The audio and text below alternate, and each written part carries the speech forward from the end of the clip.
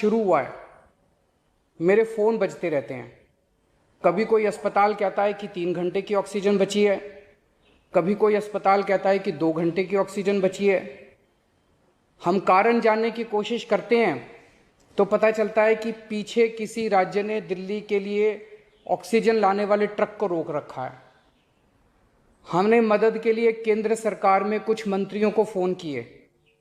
शुरू में उन्होंने खूब सहयोग किया सर, लेकिन अब वो भी बेचारे थक गए हैं। सर, देश के संसाधनों पे तो 130 करोड़ लोगों का अधिकार है ना। अगर दिल्ली में ऑक्सीजन की फैक्ट्री नहीं है तो क्या दिल्ली के 2 करोड़ लोगों को ऑक्सीजन नहीं मिलेगी? जिस राज्य में ऑक्सीजन की फैक्ट्री है, क्या वो दिल्ली की ऑक्सीजन रोक सकते हैं? ऐसे में हम क्या करें? सर, मैं आपका बेहद शुक्रिया अदा करना चाहता हूं कि आज आपने ये मीटिंग बुलाई है, बहुत सही समय पे ये मीटिंग बुलाई है। पर सर, मैं आज ये जानना चाहता हूं कि अगर आज या कल या किसी भी टाइम हमारे दिल्ली के किसी अस्पताल में अगर 1 घंटे की, आधे घंटे की, 2 घंटे की ऑक्सीजन बच जाए और लोगों की मरने की नौबत आ जाए, तो मैं फ़ोन उठा के केंद्र सरकार में किससे बात करूं? सर, मैं ये जानना चाहता हूं कि अगर कोई राज्य दिल्ली के कोटे की ऑक्सीजन का ट्रक रोक ले तो मैं फ़ोन उठा के किससे बात करूं? हालत काफ़ी ज़्यादा गंभीर हो चुके हैं सर। हम अपने लोगों को मरने के लिए तो नहीं छोड़ सकते। हमें लोगों को ये विश्वास दिलाना पड़ेगा कि एक एक जिंदगी हमारे सबके लिए कीमती है। हम आपसे फिर से दिल्ली के लोगों की तरफ से हाथ जोड़ के अपील कर रहे हैं कि सर, तुरंत कोई कठोर और सार्थक कदम नहीं उठाया गया तो शायद दिल्ली के अंदर कोई बहुत बड़ी त्रासदी हो सकती है। मैं आपसे मार्गदर्शन चाहता हूं सर। सर, कुछ ही राज्य हैं जहां से मैक्सिमम दिल्ली की ऑक्सीजन आती है और जहां सबसे ज़्यादा दिक्कत आ रही है और जहां सबसे ज़्यादा हमारे ऑक्सीजन के ट्रक रोके जा रहे हैं। मेरी आपसे विनती है, अगर आप उन राज्यों के मुख्यमंत्री को एक बार बोल दें, फ़ोन कर दें कि हमारे ऑक्सीजन के ट्रक ना रोकें, तो दिल्ली के लोगों को ऑक्सीजन मिल जाएगी। आपका एक फ़ोन ही बहुत है सर उनको। दिल्ली के 2 करोड़ लोगों की तरफ से मैं आज आपसे हाथ जोड़ के विनती कर रहा हूं कि सर, आप हमारी मदद कर सकते हैं। आप कृपया हमारी मदद कीजिए और अस्पताल में लोगों को, ताकि ऑक्सीजन मिल जाए। ऑक्सीजन की कमी के कारण अस्पताल में जो हालत बने हुए हैं वो अब देखे नहीं जाते। लोग बहुत ज़्यादा तकलीफ में हैं सर। पूरी रात हम सो नहीं पाते, नींद नहीं आती। इनका मुख्यमंत्री होते हुए भी मैं कुछ नहीं कर पा रहा। डर लगता है कि ऑक्सीजन की कमी से कहीं कोई बड़ा हादसा ना हो जाए। ईश्वर ना करे, अगर ऑक्सीजन ना मिलने से कुछ अनहोनी हो गई तो हम सब कभी अपने आप को माफ नहीं कर पाएंगे। प्रधानमंत्री जी, कोरोना से देश को बचाने के लिए एक नेशनल प्लान बनना चाहिए। इस नेशनल प्लान के अंतर्गत देश के सभी ऑक्सीजन प्लांट्स को तुरंत आर्मी के जरिए केंद्र सरकार टेक ओवर करे। ऑक्सीजन प्लांट से निकलने वाले हर ट्रक के साथ एक आर्मी का एस्कॉर्ट व्हीकल रहेगा, तो कोई उस ट्रक को फिर आगे रोक नहीं पाएगा। सर, दिल्ली का जो ऑक्सीजन का कोटा आपने बढ़ाया, हम उसके बड़े शुक्रगुजार हैं, लेकिन उसमें लगभग 100 टन ऑक्सीजन उड़ीसा और वेस्ट बंगाल से आनी है। हम परसों से, जब से कोटा बढ़ा है, हम कोशिश कर रहे हैं उस ऑक्सीजन को दिल्ली लाने की।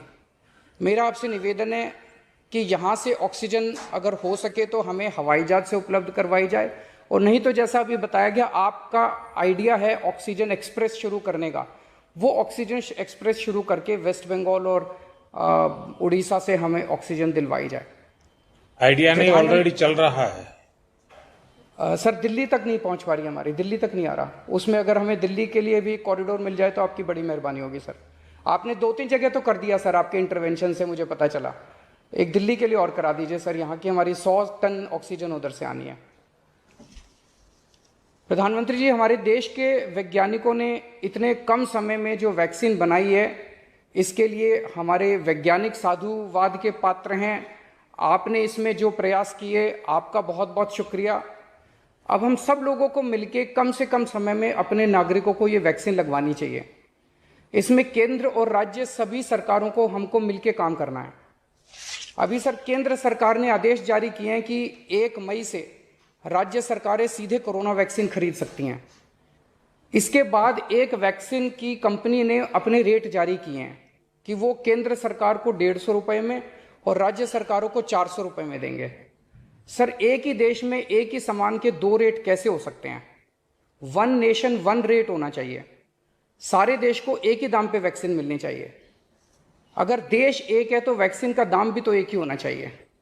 तो मैं आपसे निवेदन करता हूं कि केंद्र सरकार को, राज्य सरकारों को एक ही रेट पे वैक्सीन मिले। जिस रेट पे केंद्र सरकार को वैक्सीन मिल रही है उसी रेट पे राज्य सरकारों को भी वैक्सीन मिलनी चाहिए। सर, हर एक जान हम सब लोगों के लिए कीमती है। हमें ये एहसास हर भारतीय को इस वक्त कराना होगा। इसलिए मेरा मानना है कि देश में सबको दवाई, सबको वैक्सीन और सबको ऑक्सीजन मिलनी चाहिए और बिना किसी विवाद और बिना किसी रुकावट के ये मिलनी चाहिए। मेरा विश्वास है देश में अगर कोरोना के खिलाफ एक नेशनल प्लान होगा तो हम सभी राज्य सरकारें और केंद्र सरकार मिलके इस दिशा में काम करेंगे। सर, कोरोना की वजह से दिवंगत आत्माओं को शांति एक मैं कहना चाहूंगा। हाँ जी सर। ये हमारी जो परंपरा है, हमारे जो प्रोटोकॉल है, उसके बहुत खिलाफ हो रहा है कि कोई मुख्यमंत्री ऐसी इन हाउस मीटिंग को लाइव टेलीकास्ट करे। ये उचित नहीं है। ये हमने हमेशा संयम पालन करना चाहिए। ठीक है सर, इसका ध्यान रखेंगे आगे से। सर, मैं सभी आत्माओं को शांति मिले जिन जिन लोगों का इस दौरान कोरोना की वजह से जिनका देहांत हो गया, और उनके परिवारों को दुख सहने की शक्ति दे।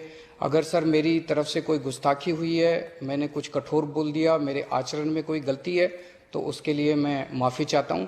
लेकिन अभी तक जितने आज पॉल साहब की जो प्रेजेंटेशन थी वो भी बहुत अच्छी थी, और उसके हिसाब से जो भी हमें निर्देश दिए गए हैं उन निर्देशों का हम पालन